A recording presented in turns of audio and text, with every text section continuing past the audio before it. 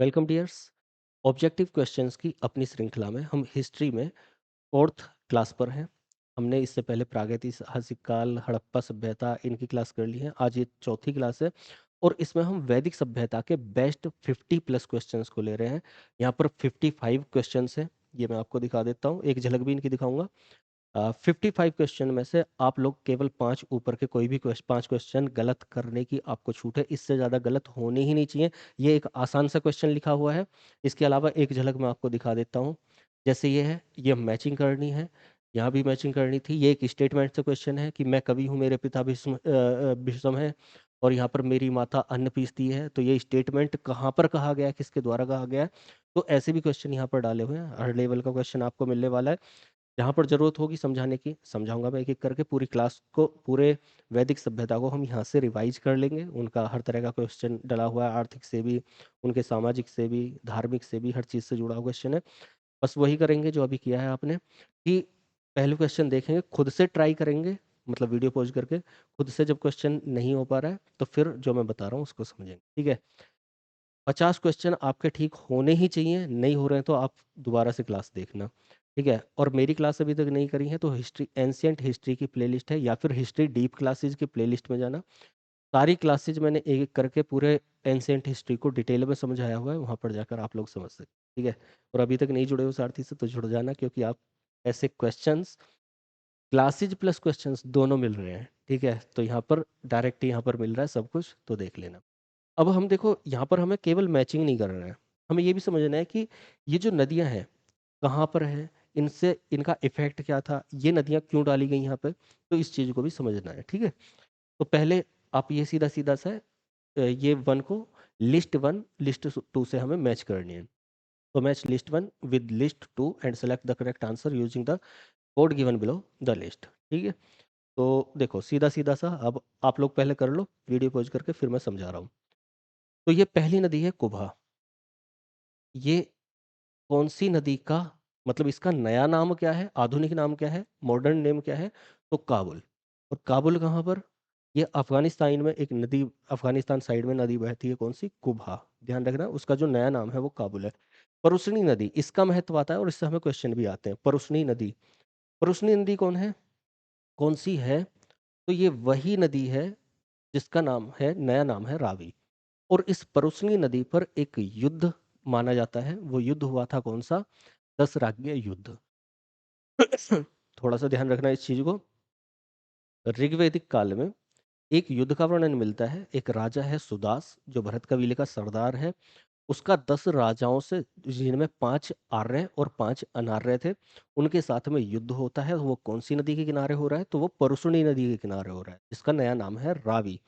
और जब इस नदी के किनारे वो युद्ध हो रहा है तो उसको हम दसराज्य युद्ध बोल रहे हैं। और इसका वर्णन कहाँ पर मिल रहा है हमें, ऋग्वेद में, ठीक है। तो यहाँ, और उसी भरत के नाम पर, भरत कबीले के नाम पर अपने देश का नाम भारत पड़ता है, ऐसा मान्यता है, ठीक। तो ये हो जाता है। तो दूसरा मैच हो गया। तीसरे को देखते हैं, सदानीरा। सदानीरा कौन सी नदी है, तो इसका मेन ही क्वेश्चन आता है गंडक, ठीक है। सदानीरा, गंडक। ऐसा माना जाता है वैश्वानर अग्नि निकलती है जब, तो थोड़ा संक्षेप में ही बता रहा हूँ, उस अग्नि से मतलब क्या है, ऋग्वैदिक काल में जो हमारा क्षेत्र था, ऋग्वैदिक कालीन क्षेत्र था, तो वो आपने पढ़ा होगा कि सिंधु और उसकी सहायक नदियों के आसपास था। धीरे धीरे करके उत्तर वैदिक काल में वो क्षेत्र आगे बढ़ता है, तो पश्चिम से पूर्व की तरफ बढ़ता है और गंगा यमुना के दोआब क्षेत्र तक वो आ जाता है। लेकिन एक नदी है कौन सी, इस तरीके से मैं बना के दिखा देता हूँ।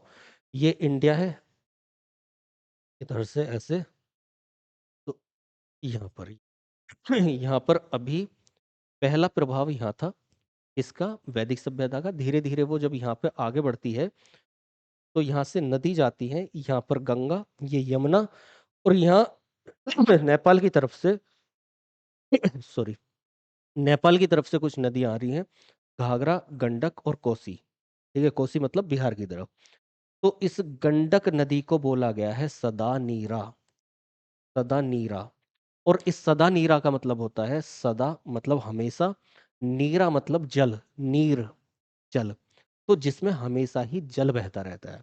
तो ऐसा बोला गया कि वैश्वानर से जो अग्नि निकली, उस अग्नि ने वो सबको जलाती चली गई, लेकिन जब वो सदा नीरा पर पहुंचती है, इस नदी पर पहुंचती है, तो उसको नहीं खत्म कर पाई। इसका मतलब ये था कि वैदिक सभ्यता वहां तक फैल गई थी। मतलब कुल मिलाकर ये निष्कर्ष निकलता है। तो सदा नीरा का जिक्र भी वहां पर मिल रहा है उत्तर वैदिक काल तक आते आते। तो सदा नीरा कैसी नदी है? जिसका जल कभी खत्म नहीं हुआ, हमेशा जो बहने वाली थी, और इसका नया नाम है कौन सा? गंडक। ठीक है, सतुद्री। अब यहाँ पर वैसे तो एक ही बचा है, उसको जान ही लेंगे, सतलज। जो सिंधु की सहायक नदियां हैं, सिंधु, चिनाब, झेलम, व्यास, रावी और सतलज, तो सतलज सबसे नीचे से आने वाली नदी है। ठीक है, तो ये सतलज हो जाती है। तो मैचिंग आप खुद से कर लेना। कुभा, काबुल, सॉरी, यहाँ पर कुभा, काबुल, परुष्णी, रावी, सदानीरा, गंडक, और ये सतुद्री, सतलज। तो कौन सी हो जाती हैं? 2, 3, 1 और 4। 2, 3, 1, 4, यानी कि 20 का आंसर हो जाता है। जो गलत हो उसको अलग से मार्क कर लेना कि हाँ एक गलत हो गया है। ये भी बिल्कुल बेसिक क्वेश्चन है। यहाँ पर भी मैच लिस्ट वन को लिस्ट टू से मैच करना है।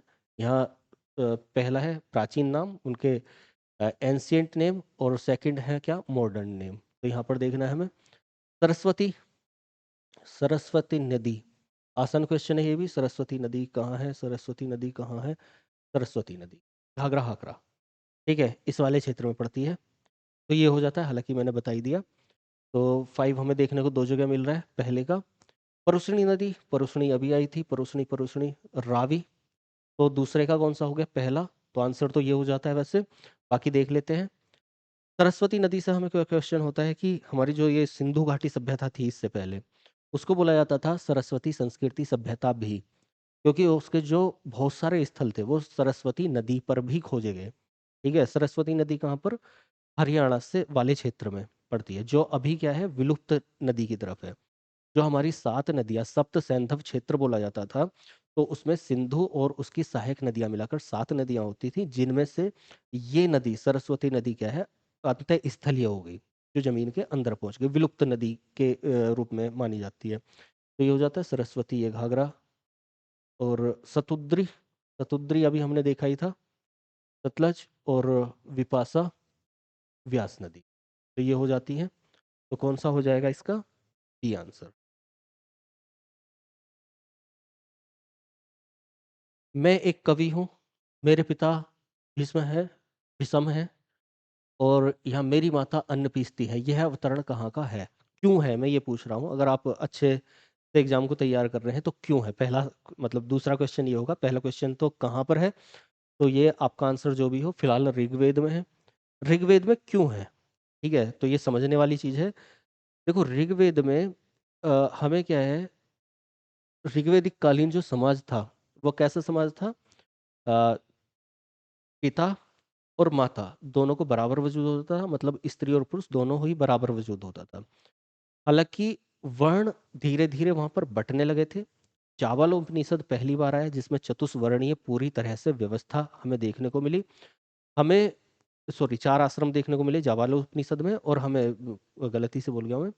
और इसके साथ साथ ऋग्वेदिक काल में ऋग्वेद, अगर आपको नहीं पता है तो थोड़ा सा बता देता हूँ। हमारे 4 वेद हैं, 4 वेद में से जो पहला वेद है ऋग्वेद है। ऋग्वेद से ही हमें प्रमाण मिलता है पूरे ऋग्वेदिक काल का। अगर आप लोगों ने बिल्कुल भी नहीं पढ़ा है तो बता देता हूँ कि ये समय था 1500 ईस्वी, ईसी पूर्व से, ईसा पूर्व से, यानी कि ईसा मसीह के जन्म से पहले से, और ये 1000 ईस्वी पूर्व तक ऋग्वेदिक काल का। और फिर यहाँ से और 600 ईस्वी पूर्व तक क्या था?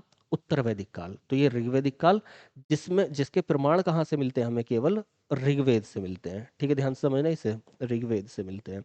और इसमें क्या आ जाते हैं? बाकी अन्य साहित्य आ जाते हैं, जैसे कि यजुर्वेद, अथर्ववेद, सामवेद, यजुर्वेद, सामवेद, अथर्ववेद। इसके अलावा जो हमारे आरण्यक हैं, उपनिषद हैं, धीरे धीरे धीरे धीरे वो इसके अगले वाले टाइम में आएंगे। ठीक है, समझ गए इस चीज को? तो हमें ऋग्वेद से ये प्रमाण मिले। तो ऋग्वेदिक काल में समाज कैसा था? धीरे धीरे क्या हो रहा है? समाज में समाज बन रहा है। और जब समाज बन रहा है तो वहां पर वर्ण व्यवस्था धीरे धीरे आने लगी है, लेकिन वो कर्म आधारित थी। ध्यान से समझना, शुरुआती तौर पर। तो हमें ऋग्वेद का जो 10 मंडल है, ऋग्वेद में 10 पार्ट है ऋग्वेद के, तो 10 मंडल बोला जाता है उन्हें, जिनमें 1028 सूक्त हैं। सूक्त मतलब जो चर्चाएं हैं, वो उनको सूक्त बोला गया है। तो 10वें मंडल में जो सबसे लास्ट वाला मंडल है, 10वां मंडल, उसमें एक सूक्त है पुरुष सूक्त। पुरुष सूक्त कहाँ पर है? ये 10वें मंडल में। उसमें क्या मिलती है हमें? पुरुष सूक्त में चतुष्वर्णीय व्यवस्था मिलती है देखने को, यानी कि समाज 4 वर्णों में विभक्त है। तो यहाँ पर एक व्यक्ति ये कह रहा है कि मैं कवि हूं, मेरे पिता भीष्म हैं, मतलब एक वैद्य है, मेरी माता अन्न पीसती है, मेरा भाई ये है, तो हमारा सबका काम, मेरी पत्नी ये करती है, तो हमारा सबका काम अलग अलग है, सबके कार्य अलग अलग हैं, फिर भी हम एक परिवार में एक साथ रहते हैं। तो ये वर्ण व्यवस्था को समझाने के लिए ऋग्वेदिक काल में, ऋग्वेद में ये एक कथन दिया हुआ है। ठीक है, तो आपको ध्यान रखना है ये कथन कहाँ का है, ऋग्वेद का। क्यों है ये मैंने बता दिया है, इसकी वर्ण व्यवस्था को समझाने के लिए।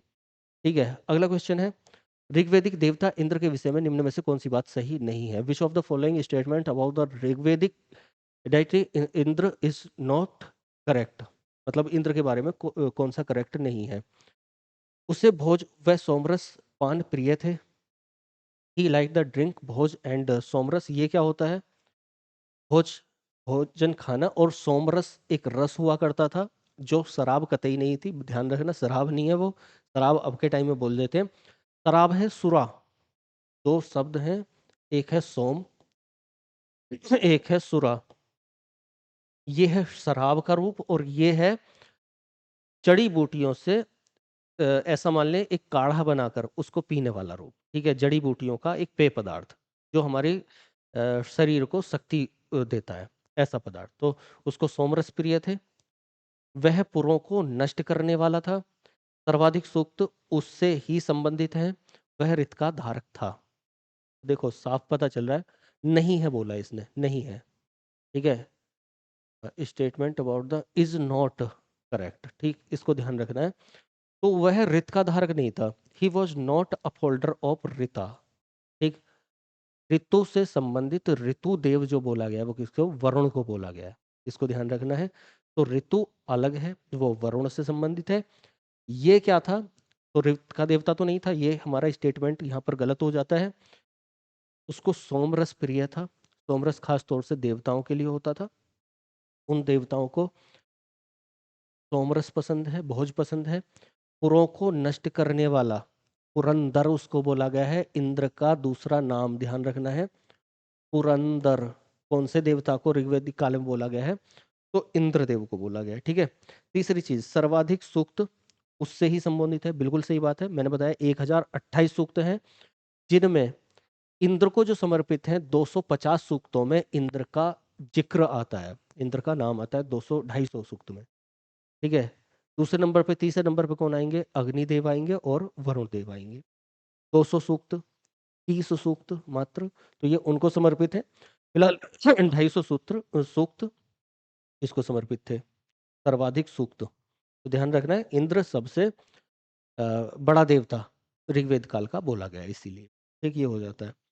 आगे है, किस आर्य वैदिक आर्य किस देवता की पूजा नहीं करते थे? अच्छा क्वेश्चन है, ध्यान से देखना है। इंद्र, अभी हमने बताया इंद्र की तो करते थे, मतलब ये इस क्वेश्चन के हिसाब से, नहीं के हिसाब से ये गलत होगा, वैसे करते थे। ठीक है, नहीं करते थे। कौन से की? वैदिक नहीं करते थे, नॉट वर्शिप्ड, ये ध्यान रखना है।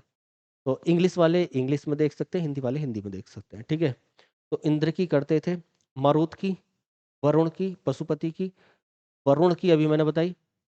आंसर नीचे इधर उधर कहीं नहीं देखना, अपना पहले फोकस कर लेना, आंसर ले लेना, उसके बाद इधर उधर अगर आंसर लिखा हुआ है इसमें, हालांकि मैंने छिपाने की कोशिश की है, तो उसको जब देखना।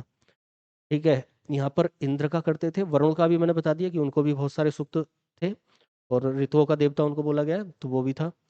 पशुपति को भी करते थे, है ना, ध्यान रखना, पशुपति को नहीं करते थे। पशुपति को कौन करता था? तो पशुपति को करते थे हड़प्पा सभ्यता वाले।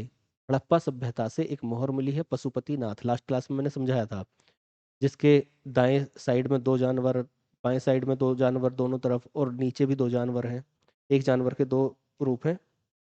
तो वो था पशुपति, कौन है? हड़प्पा वाला, हड़प्पा सभ्यता वाले देवता। तो इसका आंसर कौन सा हो जाएगा? पशुपति। मतलब यहाँ के लिए आंसर पशुपति को नहीं पूछते थे, बाकी इनको पूछते थे।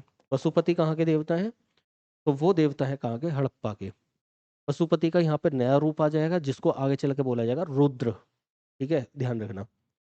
दसरा के युद्ध विजेता सुदास किस जन से संबंधित था? जन मतलब कबीला। तो कौन से कबीले से संबंधित था?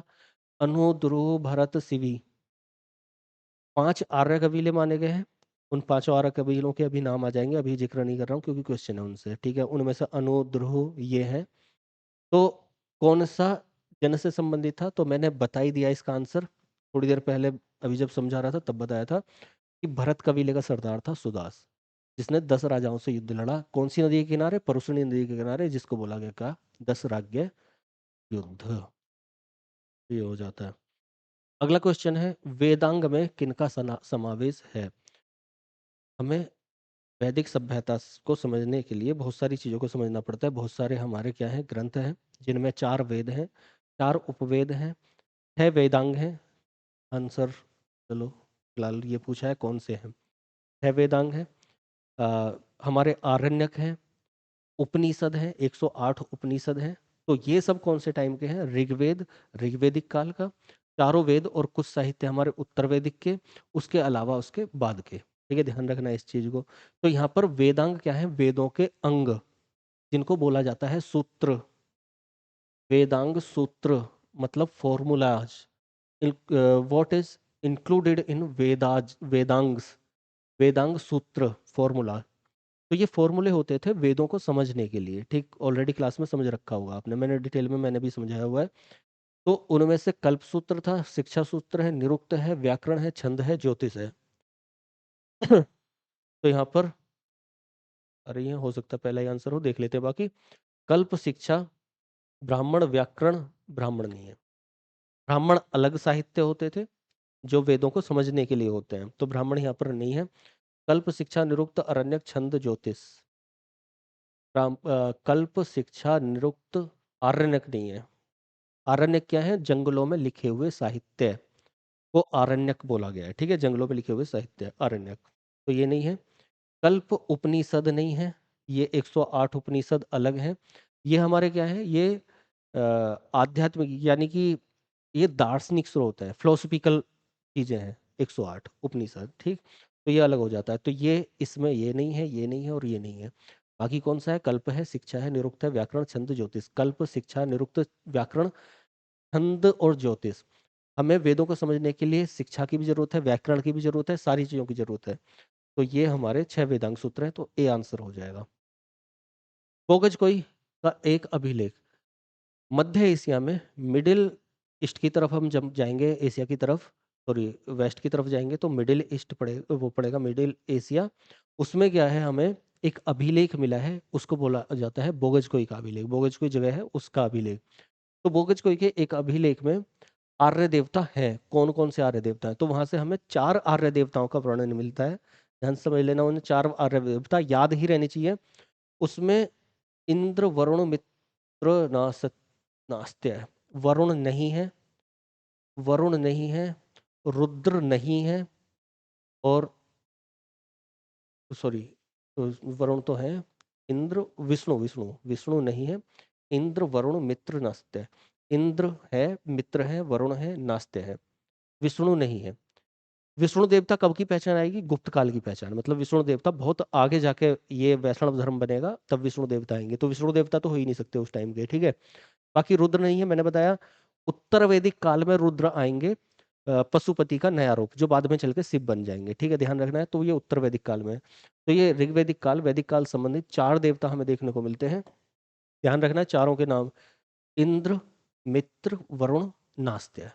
ठीक है, ये 4 देवता हैं जो आर्य देवता, वहां पर हमें उन बोगजकोई के अभिलेख में मिलते हैं। बोगजकोई वो अभिलेख है जो सबसे पहला अभिलेख है वैदिक सभ्यता को दिखाने वाला, या भारत से संबंधित जो या किसी भी जगह से संबंधित जो पहला अभिलेख है वो बोगज को ही है जो हमें मिला हुआ है, ये वैदिक काल से संबंधित। ठीक है, लेकिन वो भारत में नहीं है, यह ध्यान रखना है। वर्ण व्यवस्था जाति व्यवस्था में कब परिणत हो गई, यानी कि जो मैंने बताया पहले वर्ण थे जो कर्म आधारित थे, जन्म आधारित नहीं थे, धीरे धीरे वो क्या बन जाएंगी, जातियां बन जाएंगी। वर्ण, चार वर्ण हमारे कर्म आधारित से जन्म आधारित हो जाएंगे, जिसके घर में जो पैदा हुआ वही उसका वंश चलेगा, और फिर उससे जातियां बढ़ जाएंगी। तो वो कब होगी, व्हेन डिड द वर्ण system transform into the caste system. तो कब, प्री वैदिक में, यानी कि पूर्व वैदिक में, गुप्त काल में, उत्तर वैदिक काल में, मौर्य काल में। तो इनमें से कौन सा हो जाएगा, लेटर वैदिक पीरियड। उत्तर वैदिक काल में, जो बाद वाला वैदिक काल था, उसमें धीरे धीरे जो हमारी वर्ण व्यवस्था है, समाज है, उसका धीरे धीरे ग्राफ डाउन चला जाएगा। वहां पर क्या हो जाता है, वो जाति व्यवस्था में तब्दील हो जाता है। ऋग्वैदिक काल में ये समझ अच्छा था। ठीक है, अगला क्वेश्चन है, ऋग्वैदिक कालीन धर्म की मुख्य विशेषता थी। भाई ये इसका आंसर आपको शायद दिख गया हो, नहीं देखना था पहले। तो ऋग्वैदिक कालीन धर्म की मुख्य विशेषता थी बलि देना, मूर्तियों की उपासना करना, नारी देवियों की प्रबलता, स्वर्ग के अस्तित्व में विकास। तो स्वर्ग के अस्तित्व में विकास नहीं था, विशेषता थी नहीं था। देखो एक चीज को ध्यान रखना, अब आंसर तो आपने देख ही लिया है, इसको छिपा नहीं किया। इसका आंसर फिलहाल बलि देना हो जाएगा, ऑफरिंग, सैक्रिफाइसेस। ठीक है, त्याग करना ही बलि देना होता था, ऐसा नहीं कि बकरे को काट दिया। त्याग करना ही बलि देना है, किसी भी चीज का त्याग करना। तो बलि देना इनकी मुख्य विशेषता होती थी।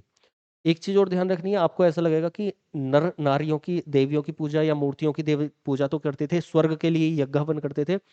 यज्ञ हवन का जो इनका लक्ष्य होता था, जो टारगेट होता था, जो पूजा पाठ का टारगेट होता था, पहली बात मूर्ति पूजा नहीं थी, दूसरी मूर्ति पूजा प्रॉपर नहीं थी, दूसरी चीज मंदिर का अस्तित्व हमें नहीं मिलता है, बिल्कुल नहीं मिल रहा अभी तक पूरी तरह से।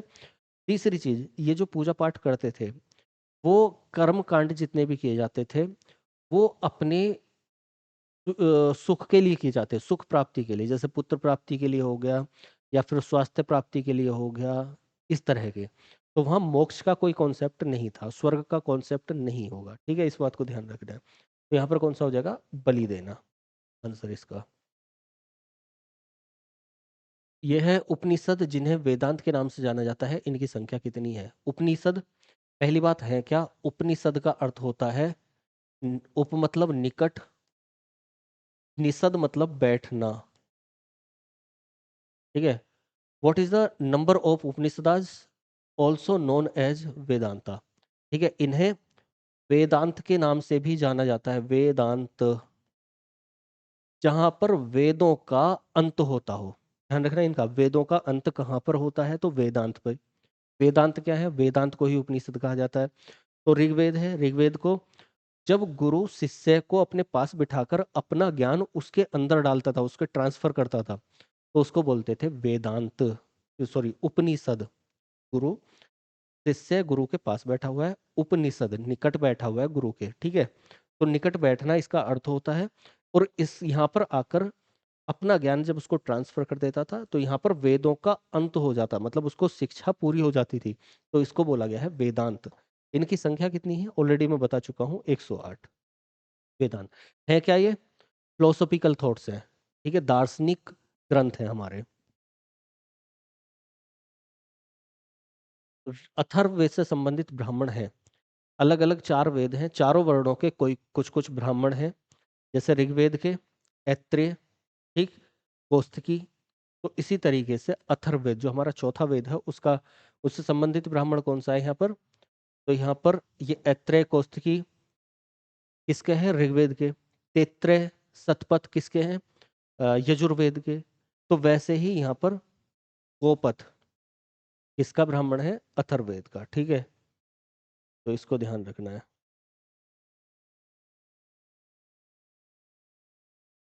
ए, इसका आंसर हो जाएगा ए। वेदांग में सम्मिलित हैं कौन कौन से, तो थोड़ा सा जो पहले क्वेश्चन था उसी को घुमा फिरा कर दे दिया है। शिक्षा है, निरुक्त है, नाम याद रखने जरूर, कल्प है, छंद है, व्याकरण है, ज्योतिष है। तो कौन से हो जाएंगे, एक को छोड़कर बाकी सभी नहीं। छोड़ नहीं सकते, नहीं, 1 से 6 तक सारे के सारे प्रयुक्त सभी।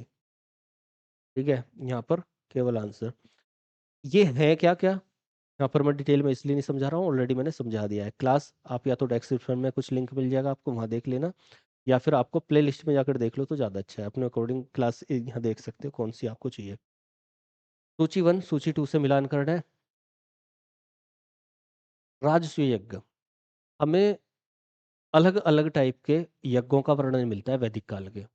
तो हमारे 4 से 5 यज्ञ मुख्य यज्ञ हैं, 4 से 5 प्रकार के यज्ञ होते हैं। दोनों अलग अलग कॉन्सेप्ट है, अलग अलग मैंने समझाया हुआ है। जैसे पिता के लिए अलग यज्ञ करना है, देवता के लिए अलग यज्ञ करना है, वो पैटर्न अलग है। बाकी 4 से 5 यज्ञ हमारे मुख्य यज्ञ हैं, ये जो यहाँ पर डले हुए हैं। तो पहला यज्ञ उनमें कौन सा है? राष्ट्रीय यज्ञ। दूसरा यज्ञ अश्वमेध यज्ञ। तीसरा वाजपेयी यज्ञ। एक यज्ञ होता था अग्निष्ठोम यज्ञ। ठीक है, यहाँ पर अग्निष्ठोम दिया नहीं है। अग्नि देवता को प्रसन्न करने के लिए अग्निष्ठोम यज्ञ होता है। राजसूय यज्ञ, राजा का जब अभिषेक कर रहे हैं, स्वयं कर रहे हैं, तो तब क्या हो रहा है? राजसूय यज्ञ हो रहा है।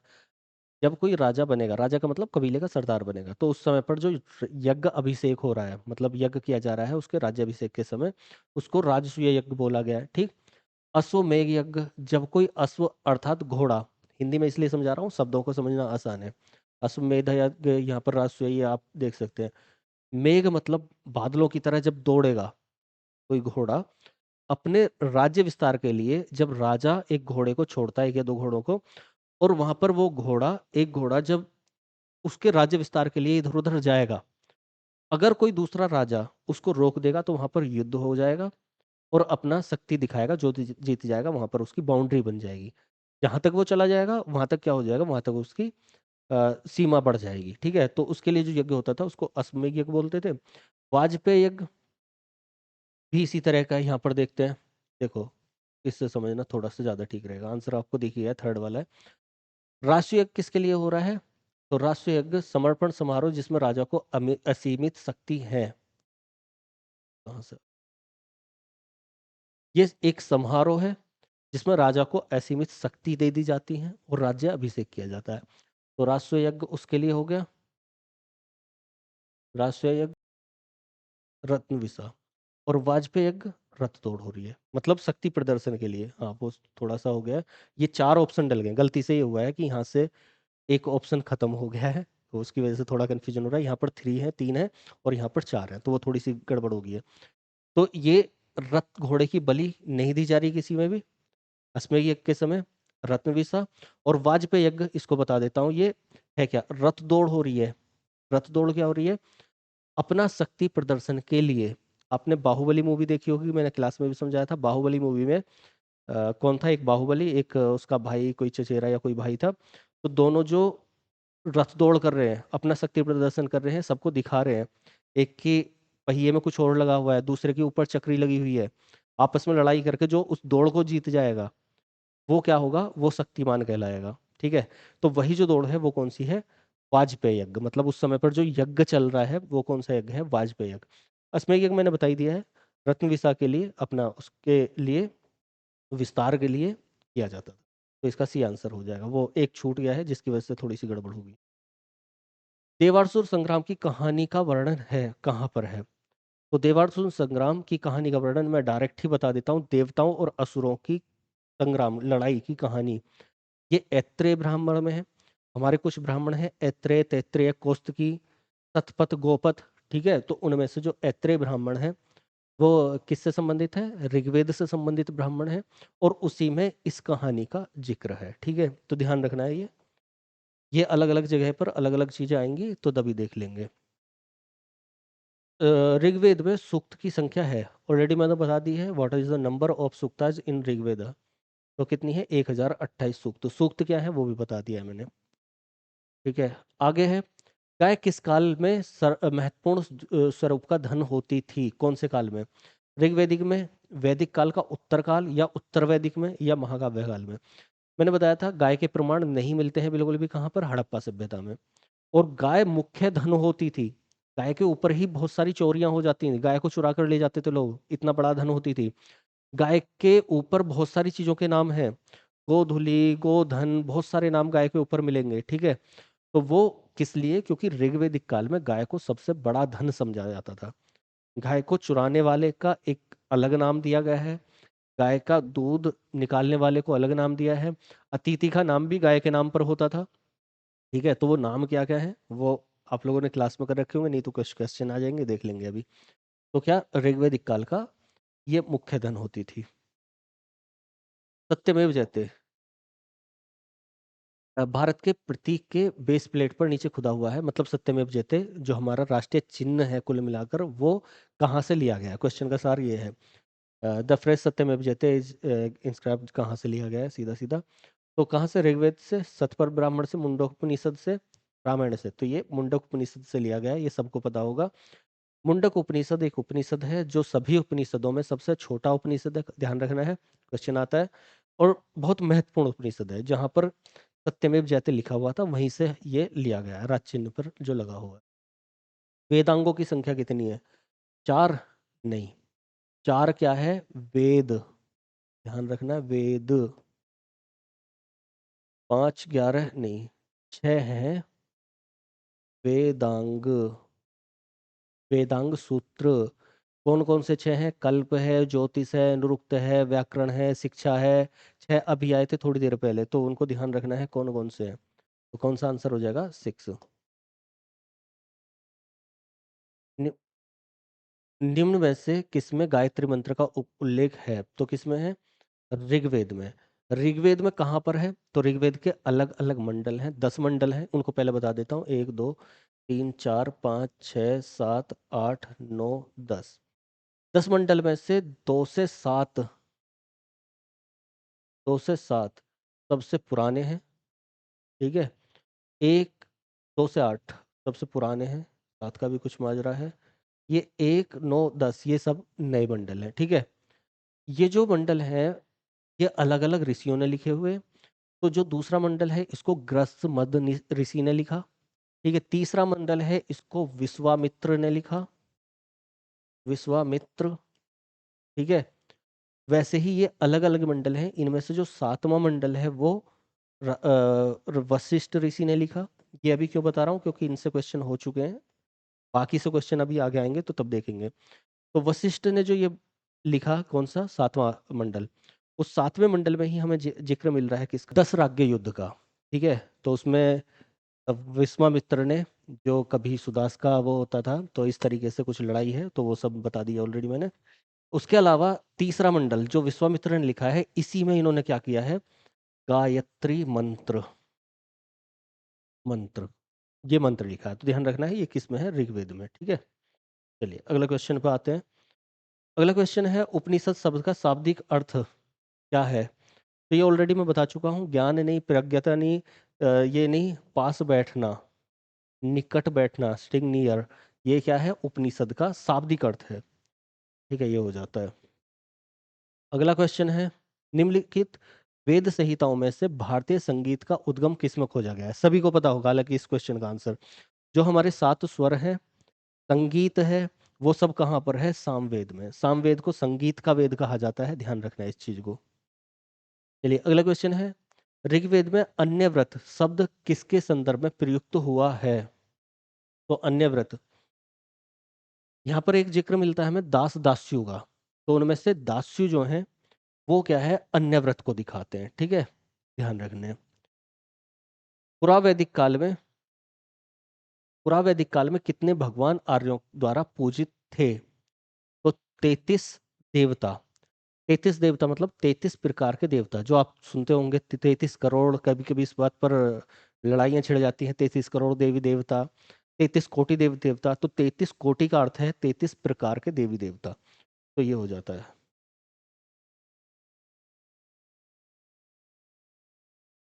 चलिए आगे चलते हैं। भारत का राष्ट्रीय आदर्श वाक्य सत्य में विजयते, सत्य की हमेशा विजय होती है, किस प्राचीन भारतीय शास्त्र के से उद्गत एक मंत्र है? तो ये हम ऑलरेडी कर चुके हैं, किससे है? सत्य में विजयते, यहाँ से मुंडक उपनिषद से। मुंडक उपनिषद कैसा है वो ऑलरेडी मैं बता चुका हूँ, जहां पर ज्यादा कुछ बताने की जरूरत नहीं है, या पहले ही आ चुका है वो। या बिल्कुल आसान क्वेश्चन लग रहा है मुझे तो उसको छोड़ रहा हूँ, बाकी को समझा रहा हूँ मैं।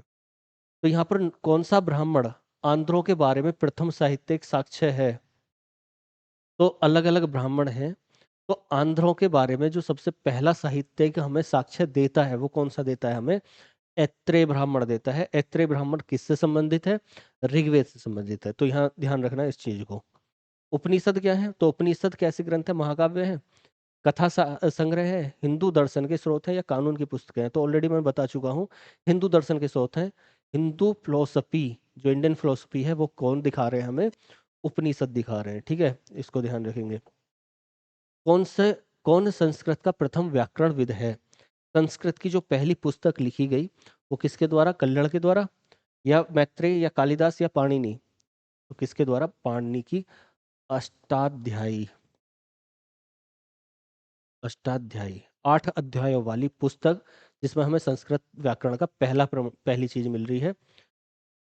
कालिदास और बाद में आएंगे, और वो क्या? अभिज्ञान शाकुंतलम, मेघदूतम, ऋतुसंहारम, विक्रमोर्वशीयम, ऐसे ऐसे ग्रंथ लिखेंगे। कौन? कालिदास। महाकाव्य लिखेंगे। कौन जानवर वैदिक लोगों के द्वारा ज्ञात नहीं है? तो कौन सा जानवर वैदिक लोगों के द्वारा ज्ञात नहीं है? तो हाथी। सीधा सीधा आंसर हो जाएगा हाथी। ध्यान रखना इसको। घोड़ा, चीता, शेर, इनको सबको जानते थे। अगर यही क्वेश्चन होता हड़प्पा सभ्यता के लिए, कौन आ जाता? गाय। दोनों में अंतर ध्यान रखें। हलफल। सबसे पुरानी स्मृति कौन सी है? क्वेश्चन आ जाता है, सबसे पुरानी स्मृति कौन सी है? तो हमारी कुछ स्मृतियां हैं, जैसे कि सबसे पहली कौन सी है? मनुस्मृति। सीधा सीधा मैं बता ही देता हूँ। मनुस्मृति, जिनमें स्मृतियां हैं क्या? वो साहित्य हैं जिनमें क्या लिखा हुआ है? हमारे जो समाज के तौर तरीके हैं, नियम हैं, वो स्मृतियों में लिखे गए हैं। तो स्मृतियों में सबसे पहले मनुस्मृति है, नारद स्मृति है, याज्ञवल्क्य की स्मृति है, पाराशर स्मृति है, बृहस्पति स्मृति है। तो सबसे पुरानी मनुस्मृति, और मनु ने इसमें पूरे समाज के बारे में लिखा हुआ है। सबसे पुरानी भारतीय दवा आयुर्वेद कहाँ पर मिलता है? तो अथर्ववेद में। ठीक है, चलिए। निम्न में से किसने सर्वप्रथम गोत्र शब्द को कहा? तो गोत्र कहाँ पर आ रहा है सबसे पहले? तो गोत्र का जो जिक्र होता है वो ऋग्वेद में नहीं, उत्तरवेद में होता है। और उत्तरवेदिक काल में कहाँ पर? अथर्ववेद में। मैंने बताया था कि लास्ट तक पहुंचते पहुंचते क्या हो जाता है? गोत्र, जो हमारी जाति व्यवस्था थी, वर्ण व्यवस्था जाति व्यवस्था में और गोत्र व्यवस्था में तब्दील हो जाती है। तो वो कहाँ? अथर्ववेद में। आगे है, वैदिक साहित्य में इनमें से कौन सा नहीं आता? वैदिक साहित्य में इनमें से कौन सा नहीं आता? तो वेद, ब्राह्मण नहीं आते, वेदांग नहीं आते, आरण्यक नहीं आते, या उपनिषद नहीं आते? तो कौन सा नहीं आता वैदिक साहित्य में? तो देखो, ब्राह्मण आते हैं, वेदांग आते हैं, आरण्यक आते हैं। उपनिषद क्या है? ये थोड़ा सा अ, दो तरह के साहित्य है हमारे, एक श्रुति साहित्य है और एक स्मृति साहित्य है। ठीक है, तो ब्राह्मण, वेद, आरण्यक, उपनिषद। ये क्वेश्चन थोड़ा सा गलत पैटर्न पे दिया हुआ है। वेद, ब्राह्मण, वेद, आरण्यक और उपनिषद, ये चार हमारे श्रुति साहित्य हैं, और बाकी इनके अलावा स्मृति साहित्य हैं। तो इसमें से ये हो जाएगा आंसर। सत्यमेव जयते किस उपनिषद से लिया गया है? मुंडक उपनिषद। ये फिर से हो जाता है मुंडक उपनिषद। सीधा सीधा आंसर। मानव आत्मा एक शरीर से दूसरे शरीर में गमन किस वैदिक साहित्य का विश्वास है? मतलब मानव आत्मा के बारे में, आत्मा परमात्मा में मिल जाती है, ब्रह्म के बारे में, इन सब के बारे में कौन बताएगा? तो उपनिषद ही बताएंगे, क्योंकि उपनिषद क्या है हमारे? उपनिषद हमारे किसका स्रोत है? फिलोसफी का। ठीक है, दर्शन का। इसलिए इनमें से किसमें प्रसिद्ध गायत्री मंत्र सूर्य देवी गायत्री को संबोधित है? तो किसमें है? ऋग्वेद संहिता में। ऋग्वेद के कौन से मंडल में? तो तीसरे मंडल में। किसके द्वारा? विश्वामित्र के द्वारा। ऑलरेडी मैं बता चुका हूँ। निम्न में से कार्य ने इनमें से कौन से कार्य ने सर्वप्रथम नृत्य के उद्गम आरंभ के लिए एक व्याख्या आख्यान में कार्य किया? तो नृत्य के उद्गम के लिए, मतलब शुरुआत के लिए, उपाख्यान के रूप में एक कार्य किया। तो किसने? ऐत्रेय ब्राह्मण। मतलब शुरुआती, जो first serve, which of the following works first served as an anecdote for the origin of kingship. यहाँ पे आपको समझ में आ जाएगा, किंगशिप के लिए, निप मतलब नेता, राजा के लिए। तो राजा के लिए जो शुरुआती हमें दिखा रहा है कि इसका शुरुआत हो रही है, वो कहाँ से हो रही है? ऐत्रेय ब्राह्मण से। ऐत्रेय ब्राह्मण मतलब ऋग्वेद का ही एक ब्राह्मण, समझने के लिए उसको। भारतीय गणित का उद्गम पाया जा सकता है, भारतीय गणित की जो शुरुआत है वो कहाँ से होती है, कहाँ से मिलती है, मतलब शुरुआत। तो एक जो हमारे सूत्र थे वेदांग सूत्र, उनमें से ही एक सूत्र है, कौन सा? सुल्व सूत्र। उस सुल्व सूत्र में हमें क्या मिलता है? गणित का जिक्र मिलता है। जो गणित के ज्यामिति है वो कहाँ से मिल रही है हमें? सुल्व सूत्र से। ध्यान रखना इसको। किस वैदिक संहिता में भारतीय संगीत है? तो भारतीय संगीत हम ऑलरेडी कर चुके हैं सामवेद में। सामवेद। कौन सी जनजातीय सभा सामान्य रूप में जनजातीय सरदार मुखिया के चुनाव में शामिल होती थी? तो हमारी देखो ये चारों सभा हैं, ये चारों, समिति, सभा, गण और विदत। विदत हमारी जो थी वो एक प्राचीन सभा थी, ठीक है। जो गण है वो गण के लिए है। सभा एक हमारी विशिष्ट जनों की सभा है, विशेष सभा है।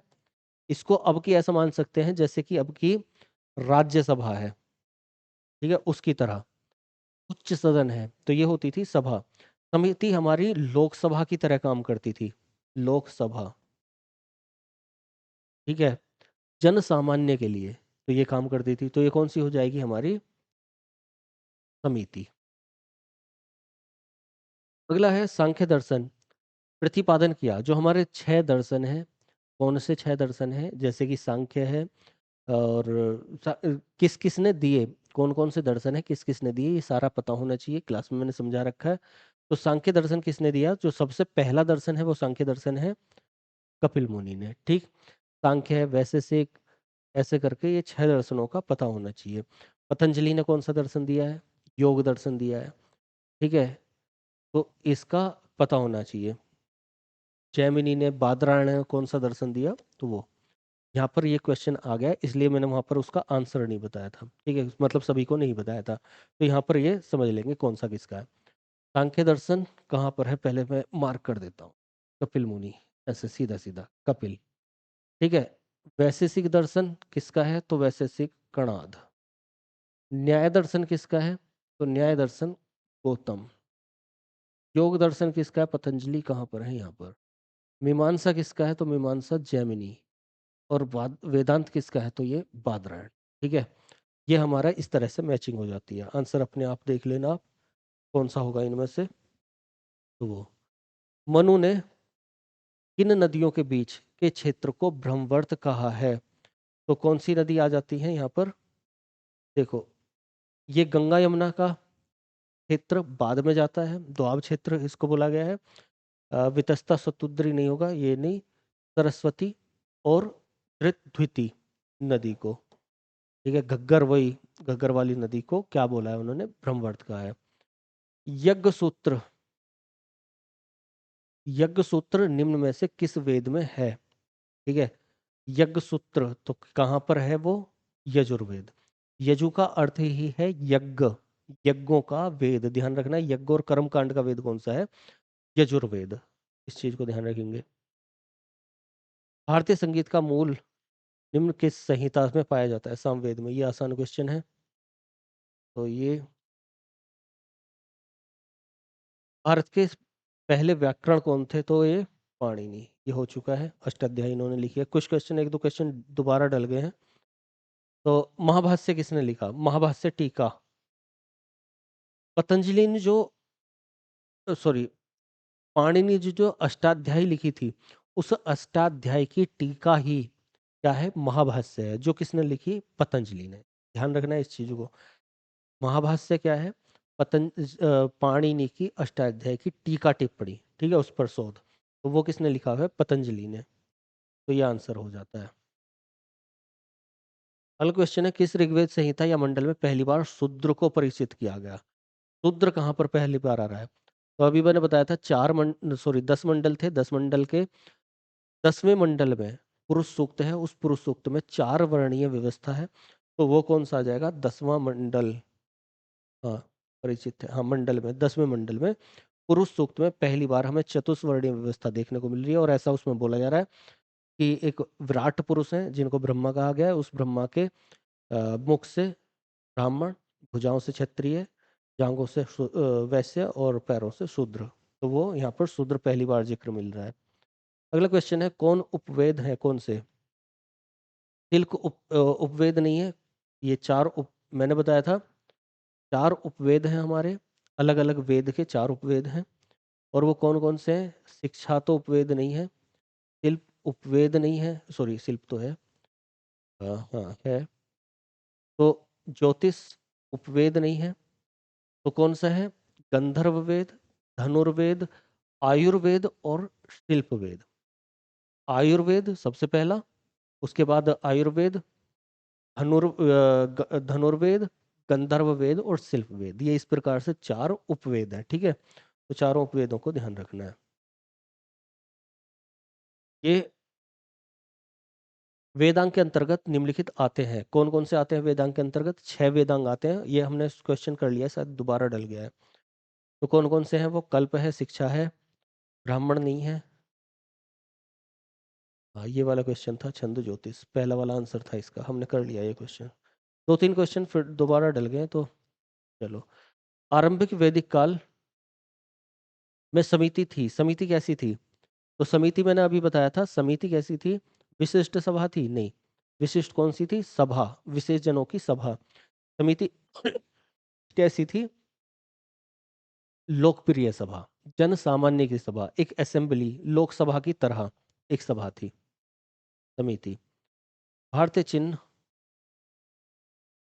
देवनागरी लिपि में सत्यदेव जयते। तो मेन क्वेश्चन है कि किस में लिखा हुआ है? देवनागरी लिपि में लिखा हुआ है। और कहाँ से लिया हुआ है? मुंडक उपनिषद से। थोड़ा सा क्वेश्चन डबल डल गया ये, तो इसको हम छोड़ भी सकते हैं।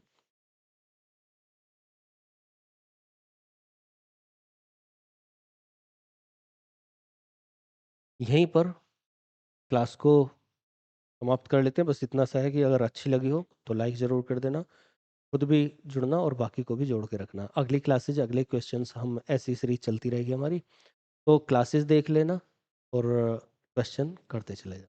कितने क्वेश्चन आपके ठीक हो रहे हैं तो वो आपको पता होगा। मिलते हैं अगली क्लास में, तब तक के लिए धन्यवाद। जय हिंद।